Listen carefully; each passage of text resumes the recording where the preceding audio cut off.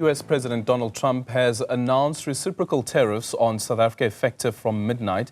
In a late-night address, he unveiled his long-anticipated tariff structure, which he says is aimed at balancing trade and prioritizing America. Trump claims that South Africa's tariffs on U.S. goods amount to 60%. In response, the U.S. will impose a discounted 30% tariff on South African goods exported to the United States. South Africa, 60%, 30%, and they've got some bad things going on in South Africa. You know, we're paying them billions of dollars, and we cut the funding because a lot of bad things are happening in South Africa. The fake news ought to be looking at it. They don't want to report it. Let's now unpack some of these developments with Xolelwa Mlumbi-Peter. She is the Deputy Director General in the International Trade and Economic Division at the Department of Trade and Industry. DDG, a very good morning to you. Thank you so much for making time for us this morning. Can you please help us try to make sense of what has been announced yesterday by the US President Donald Trump, including that 25% tariff on automobile parts as well as automobiles imported into the United States? Well, with regards to the announcement that was made last night, we are also trying to understand, because it is not clear how the U.S. determined the 60%. Of course, it has been reduced to 30%. So it's not clear to us how they have come to that number, because the average tariff in South Africa is 7.6%. And the U.S. released recently the Foreign Trade Barriers Report that also confirms what the average tariff is in South Africa. So, of course, I guess through engagements and clarification from the U.S., we'll get a better sense in terms of how they came up to the 60%. Okay. But with regards to the 25% tariff, on autos and some components, of course, this will have a significant impact on South Africa, because as a minister in his statement has indicated, autos accounted in 2024 for 64% of our exports under AGOA. So it's a significant component for AGOA. So effectively, with a 25% tariff, it means that our preferences that we used to enjoy under AGOA have been significantly reduced. And this, of course, comes on the back of a 25% tariff that was announced earlier with regards to steel and aluminium. Yes, that is the concern that we have. Yeah, and that 25% on automobile and some of the automobile parts, would that have kicked in, or would that kick in at midnight as well? Yes, so that one comes on the 3rd, and then that's on autos. Then on components, it's only in May. All right, then so it has been staggered. Okay, it's staggered. So in terms of AGOA and some of the preferences that we have enjoyed under AGOA, what does this then mean? Because we know with the renewal of the membership, the option of renewal only comes up in September. Well, that's the concern that we have, because effectively it nullifies those preferences, because our autos used to go to the U.S. Without paying a duty.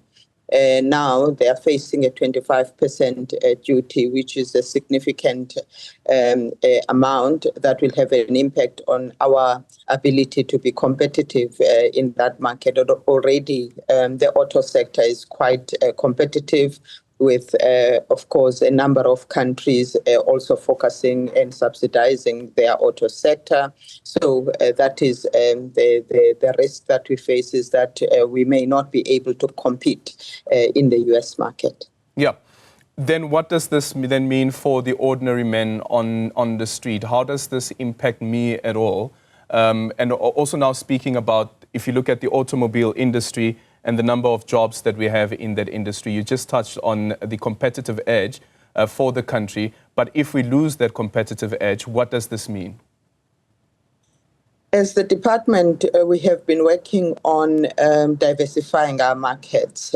So we have a number of markets where we have preferential access into those markets where we can export our autos duty-free. We have, for example, the economic partnership agreements, both with the EU and the UK. And in fact, I think in anticipation of some of these measures, a number of auto manufacturers have diversified and are exporting mainly to Africa, but also the EU is a critical market for our auto sector. So there is an opportunity to diversify to other markets because of the market access opportunities that we have. So the blow may not necessarily mean immediately closure of companies. Of course, those companies that have an exposure in the US market will have to look at how they diversify into other markets where we have preferential access. Yep. So in terms of the man in the street, we, of course, will work with the affected companies so that we can still maintain our capabilities and also still maintain the jobs in the sector. Yeah, and I know that you said that you're still going to try and seek clarity on the announcement that was made yesterday in terms of the 30% tariff and the modeling that was used by the United States.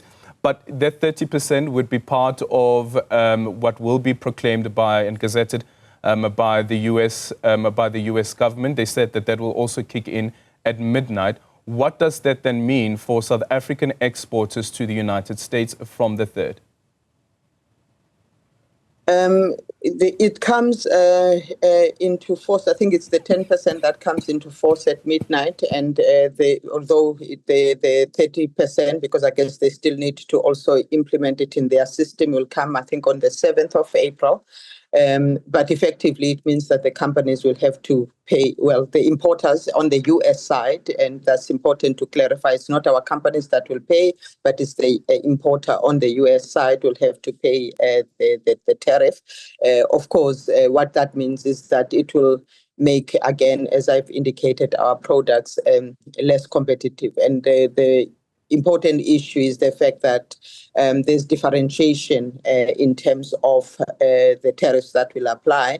Maybe it would have been better if it was leveling the playing field in terms of the same tariff for everyone, because we'll be equally disadvantaged. But with the differentiated tariff, it makes it a bit difficult for us. But of course, as I said, we'll work with our companies so that at the end of the day, we can leverage the market access opportunities that exist through other trade agreements.